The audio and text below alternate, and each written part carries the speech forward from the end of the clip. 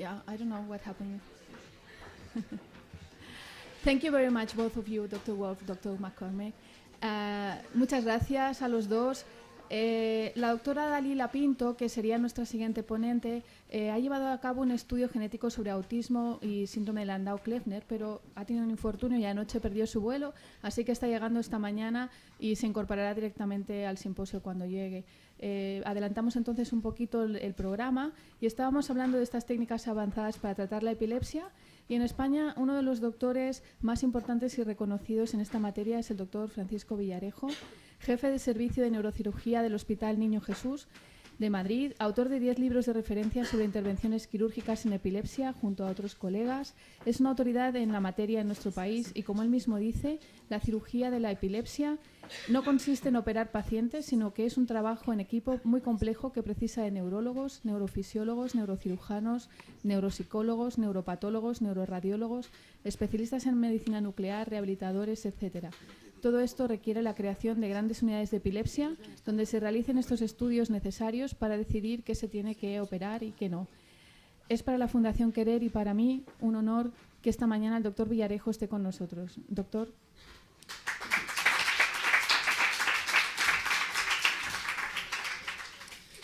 Buenos días a todos, gracias por estar aquí. Quiero dar las gracias a la Fundación Querer, a todos los que componen su dirección por esta invitación. Para mí es un honor.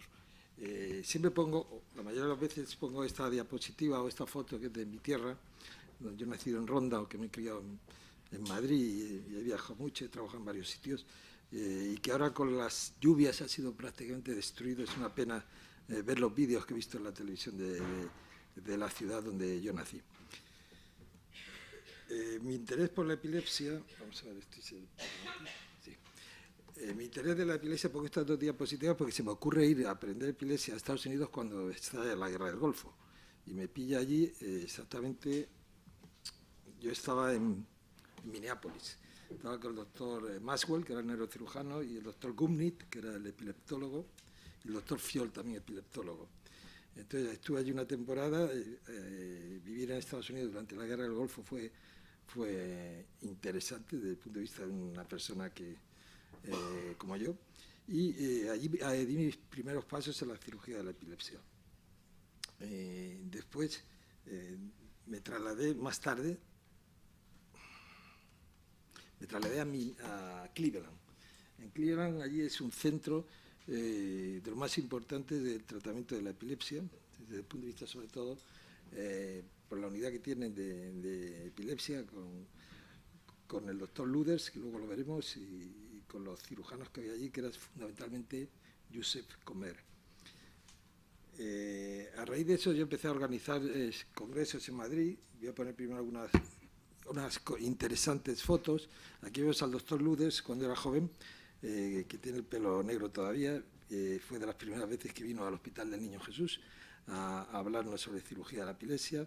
Aquí estoy con el doctor Maxwell, con el doctor Josep Comer y con Hugo Pomata, de Argentina.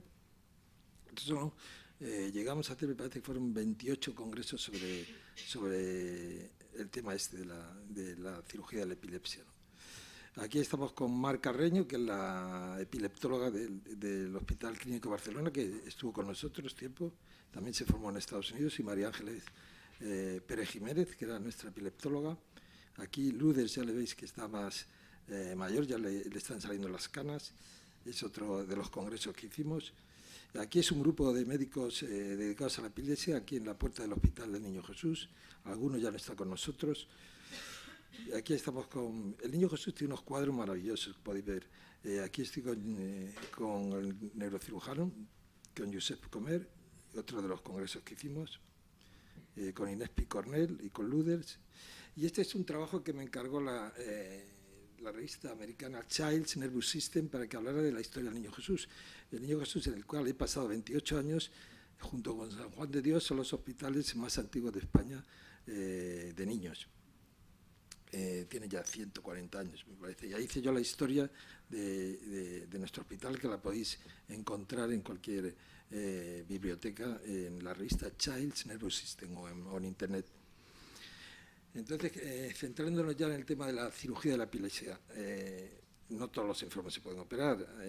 Lo ideal sería, desde nuestro punto de vista, hacer una cirugía resectiva. Esto se puede hacer aproximadamente 30% de los pacientes que no se controlan con las crisis con medicación, hay que controlarlos, intentar controlarlos con cirugía. Esta cirugía, dentro de ese 30%, se puede llevar a cabo en un 20%. Para que un enfermo se pueda operar, se le pueda resecar una zona del cerebro, debe ser una epilepsia focal o hemisférica intratable. Si tú con pastillas estás controlando una epilepsia, es absurdo que intentes hacer una cirugía. Luego tenemos que tener una zona del cerebro donde esté el área epileptógena que esté localizada. O sea, no puede ser una epilepsia que tenga múltiples focos. Y luego tiene que ser muy importante que el enfermo no tenga ningún riesgo. Quirúrgico, importante, o sea, porque si no, no tiene sentido de operar una epilepsia y dejar a un enfermo hemipléjico, eso está claro. Por ejemplo. Entonces, ¿cuál es la definición de intratabilidad? Según el diccionario, o sea, de la lengua española, es algo que no es tratable ni manejable. En el caso de epilepsia no hay una definición clara, ya que es un concepto que integra frecuencia de las crisis, severidad de las crisis y persistencia a pesar del tratamiento. Pongo la foto de Cassius Clay en sus mejores tiempos, de nuestro Rafa Nadal y de Cristiano Ronaldo y Messi, que son intratables futbolísticamente hablando. Voy a presentar un caso clínico y a raíz de ahí ya podemos entender un poco más lo que hacemos o lo que se hace con la cirugía de la epilepsia. Esta es una niña, en el Niño Jesús tratábamos hasta los 20 años, es una niña o mujer de 19 años, zurda, sin antecedentes de interés y que tenía una epilepsia perirrolándica izquierda refractaria. Aquí tiene las crisis que tenía la criatura, este es el homúnculo de Penfield para señalar dónde estaba el foco y sobre todo la criatura esta que era intratable la epilepsia y no podía llevar una vida normal desde los 16 años que empezó con su epilepsia. Aparte tenía ya una paresia funcional cada vez que tenía una crisis. Tenía de 20 a 40 crisis al día, es una barbaridad, ¿no? Nocturnas y diurnas, nunca estaba libre de crisis y el mejor periodo fue cuando se introdujo la lacosamida. Como veis abajo, ahí estaba tomando 6 fármacos. Entonces, quería poner la primera vídeo, la primera que tenemos aquí, a ver si lo puede poner el señor del vídeo. La primera, sí. Póngala por la mitad, lleve el cursor hacia la mitad, un poquito más, hacia la mitad, ahí, empiece ahí. Entonces la niña va a empezar con crisis focales, por la noche está en la unidad de vídeo del hospital, va a empezar a mover la cara y va a empezar a mover la mano, como verán ustedes. Ella está plácidamente durmiendo, ha tomado su medicación, pero a pesar de ello, pues empieza con las crisis.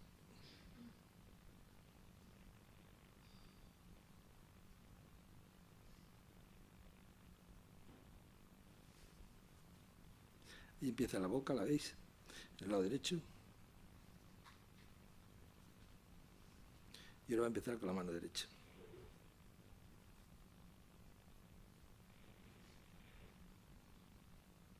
Ya puede quitarlo. Entonces, 40 crisis así a día y contando 6 fármacos era imposible hacer una vida normal.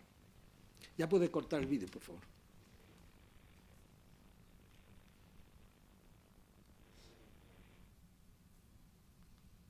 Bueno, condiciones asociadas, tenía lentitud de pensamiento, nistambus de miradas laterales, estaba depresiva y bueno, el temblor que tenía que hemos visto antes. Aquí vemos claramente en esta imagen, en el círculo en rojo, la lesión que tenía en el cerebro. Es una displasia de fondo de surco, se ven distintas proyecciones, tanto axial como coronal como sagital, y estas son las anomalías intercríticas que presentaba la paciente. Esta es una de las crisis que tuvo, igual que la que vimos anteriormente. Y el estudio es muy complejo para llegar a decidir si un enfermo es quirúrgico o no. Se hace una monitorización video EEG con las anomalías que hemos visto, tanto en el electro como clínicamente. La resonancia magnética de 3 teslas es muy importante. Muchas displasias de fondo de surco, una resonancia de 1,5 teslas, no las ves, ahí las veis señaladas en blanco, ahí en la zona parietal. Y muy importante la resonancia que se hace a la vez que el PET, que es un estudio para ver el metabolismo del cerebro, ¿no? Ahí se ve la displasia de fondo de surco, clarísima.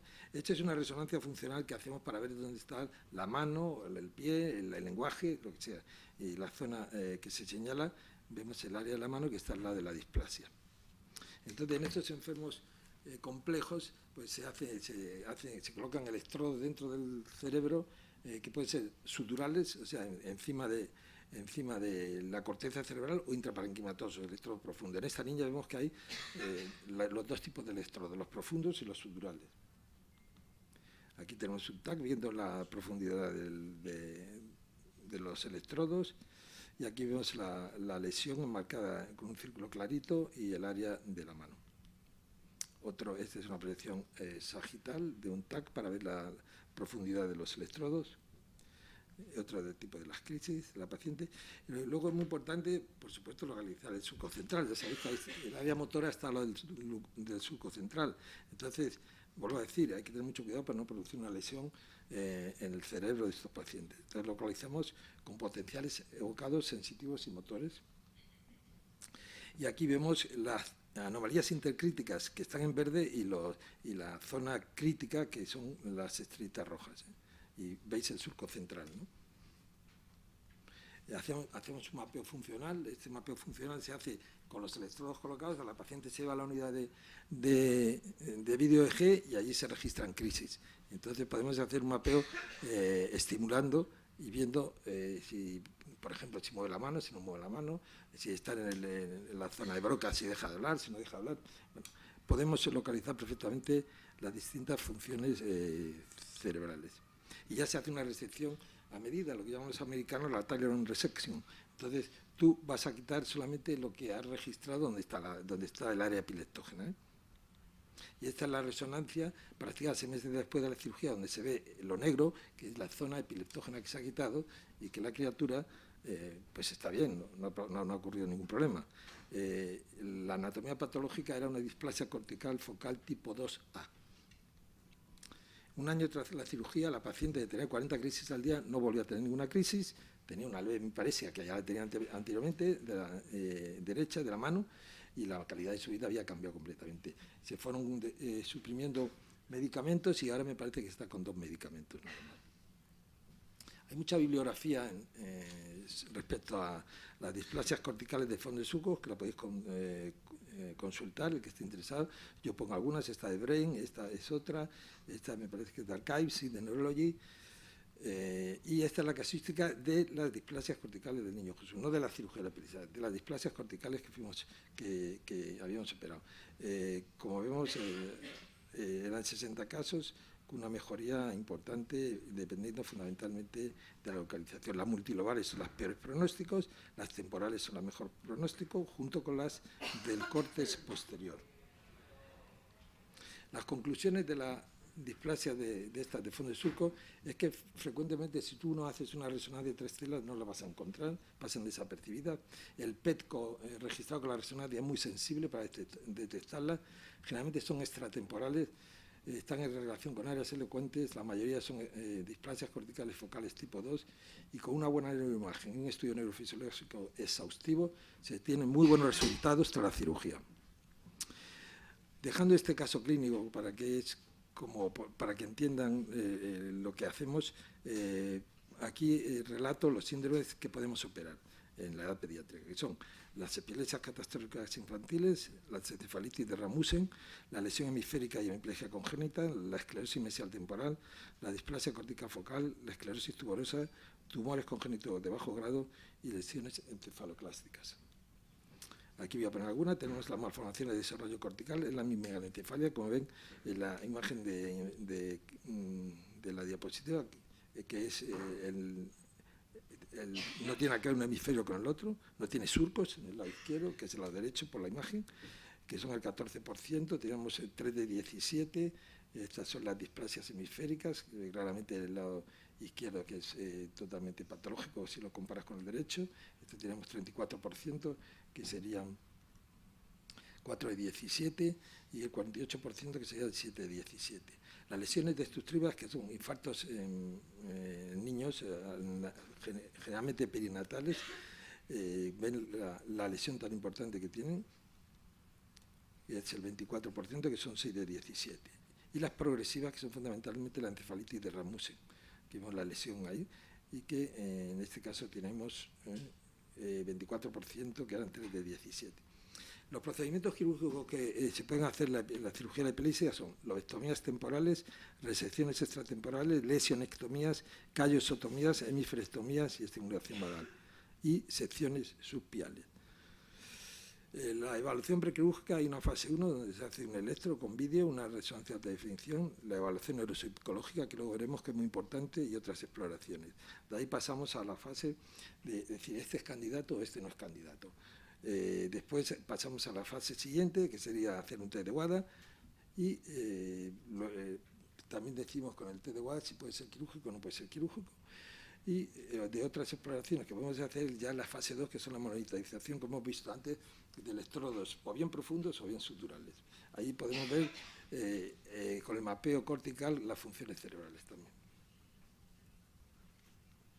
Muy importante, no voy a explicar todo, pero que vean que la encefalitis de Rasmussen, la evaluación neuropsicológica es fundamental. La doctora Concha Fournier, que es la que hace todo esto, prequirúrgico y posquirúrgico. Resumiendo, posquirúrgico tenemos una mejoría evolutiva de las habilidades cognitivas y de la memoria y adquisiciones académicas en lectoescritura y aritmética, ajustadas a su edad.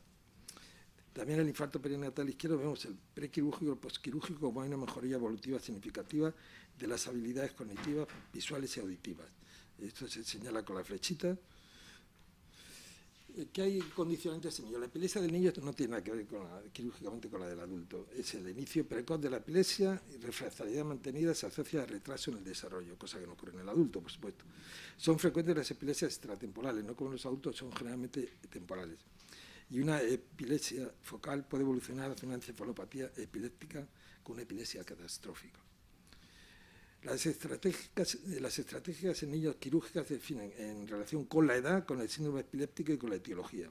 ¿Cuándo operar? La cirugía temprana puede reducir los efectos negativos sobre el desarrollo psicomotor y social ligados a la epilepsia refractaria.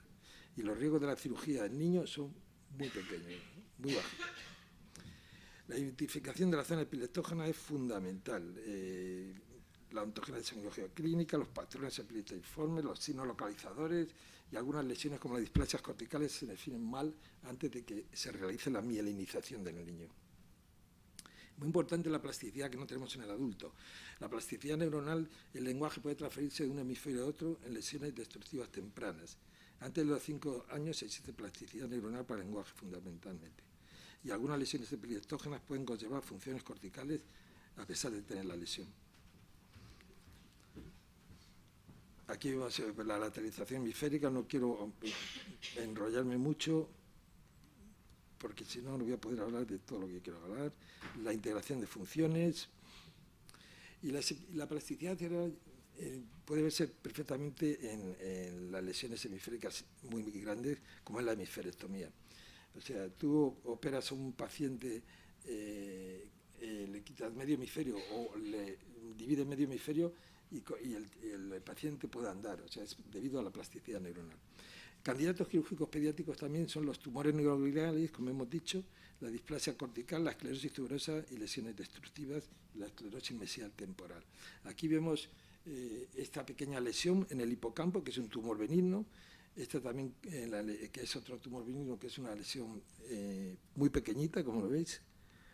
Esto es ya una muy importante, una esclerosis mesial temporal. Es la pieza del hipocampo que se extirpa porque está atrófico completamente en el lado izquierdo. Y esto es de los primeros trabajos que hicimos sobre los tumores que producían epilepsia. Este es un astrocitoma del hipocampo. Este es un trabajo que salió recientemente sobre estos tumores, lo publicamos en Seizures. Otro tumor de hipocampo, epileptógeno, todos lo que estamos hablando. Este es un DNT también, un tumor muy benigno, con muy buena evolución al extirparlo. La estadística es cerca del 90% de los pacientes se curaban de las crisis. Y esta es la pieza de anatomía patológica de una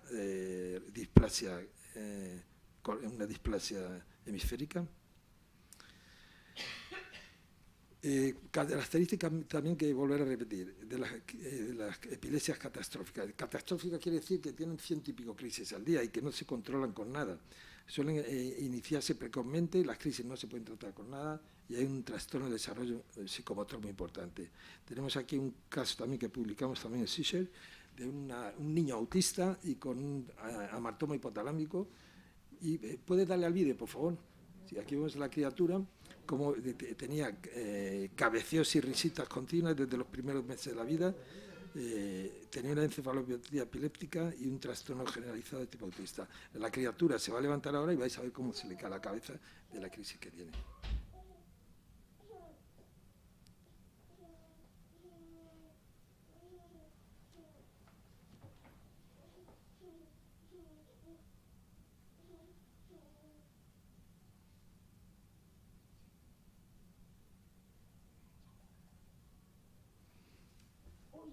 Bien, entonces habéis visto cómo el electro coincidía con la crisis, ¿no? Pasamos al... corta el vídeo ya, pasamos al siguiente. Este es el amartoma hipotalámico que tenía y que le hicimos una lesionía subtotal y que el paciente se curó hasta del autismo. Voy a pasar algunas un poquito más deprisa porque si no, no nos da el tiempo a lo que quiero hablar. Este es otro niño con una displasia cortical y epilepsia parcial continua. Veis a ver que está el electro, lo alterado que está el electro, la lesión que tiene en la resonancia y la criatura, como mirar los ojos y mirar el electro, la crisis tan importante que está teniendo. Es una epilepsia parcial continua que no para de tener este tipo de crisis, ¿sí? Este es un síndrome de Rasmussen que hemos visto antes, es una criatura de 3 años con crisis polimorfa de hemisferio izquierdo, multicotidianas y epilepsia parcial continua. Ahora, cuando veáis en el electro, va a empezar a parpadear teniendo una crisis.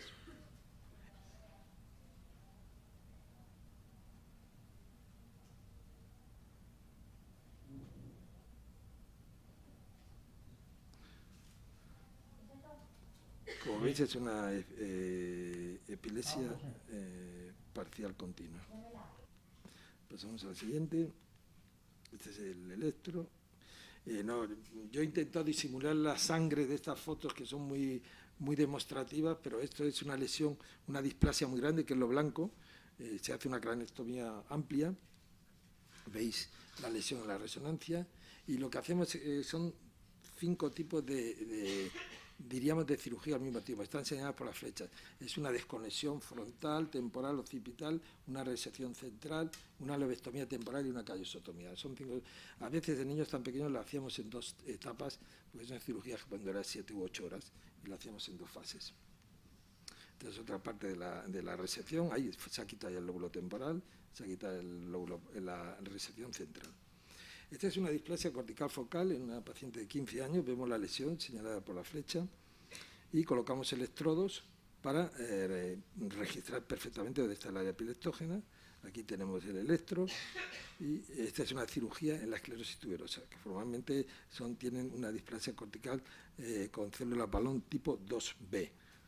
Esta es otra, la esclerosis tuberosa. Es muy importante la esclerosis tuberosa, que los que estéis aquí médicos y os dedicáis a la neurología, esta paciente está teniendo crisis, tiene muchos túber, pero entonces dice, ¿cuál tengo que quitar? Si tú lo recoges en el electro y lo localizas, tú quitas el túber que le está produciendo las crisis y la paciente se cura. Vamos a verlo aquí. Veis el electro prequirúrgico, que no tiene nada que ver con el posquirúrgico. Y si veis la resonancia, está llena de lesiones. Solo quitamos la que de verdad es la que produce las crisis. La esclerosis temporal mesial es más típica del adulto, pero también hemos operado casos. Esta es una niña que tiene una crisis mientras se está escribiendo, pero vamos a pasarlo porque me parece que no va a dar tiempo más. Es muy importante también, traigo esta foto porque veis eso amarillito que vemos ahí, es una lesión epileptógena, es un tumor benigno, y como comprenderéis, si nosotros entramos ahí sin un navegador podemos hacer mucho daño al cerebro. Entonces, con el navegador localizamos exactamente la lesión, por dónde tenemos que entrar y lo extirpamos sin ningún problema y sin dejar ningún tipo de lesión, como en este caso también. Esta es una lesión cortical también, epileptógena, que se quita sin ningún problema. Esta es una lobectomía temporal. Y esta es la serie, no es la final, porque al final tenemos 470 casos, me parece, pero de una de las conferencias que dimos, veis las lesionestomías, eran las lesiones más importantes que encontramos. Teníamos también lobectomías temporales, hemiferectomías, estimuladores vagales, y vemos que los resultados mejores, ¿dónde son? Pues son las lesionectomías, tenemos muy buenos resultados, las callosotomías son los peores, las lobectomías temporales también son muy buenos resultados, igual que la hemisferectomía. La estimulación vagal, los resultados son mejoría, pero no curación de crisis. Conclusiones. El tratamiento quirúrgico de la epilepsia es eficaz en niños y adolescentes utilizando los protocolos de estudio prequirúrgico y selección estandarizados internacionalmente. La cirugía de epilepsia es el tratamiento de elección en algunos síndromes epilépticos pediátricos graves. Las estrategias quirúrgicas y los resultados se relacionan con el sustrato etiológico. Yo he visto muchos, ya tengo muchos años, y tanto en Estados Unidos, en Inglaterra, como que he trabajado como en España, y sobre todo en España, la cirugía lo último. Pero por Dios, ¿cómo que la cirugía lo último? La cirugía muchas veces lo primero.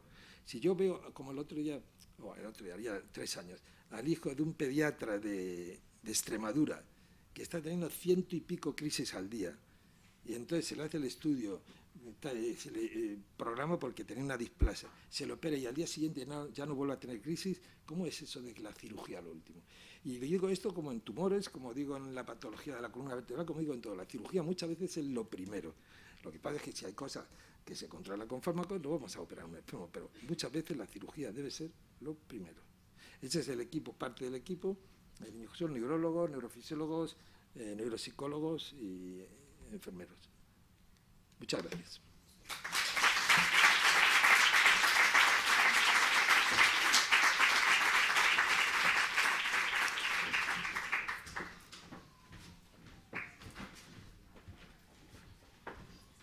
Muchas gracias, doctor Francisco Jiménez.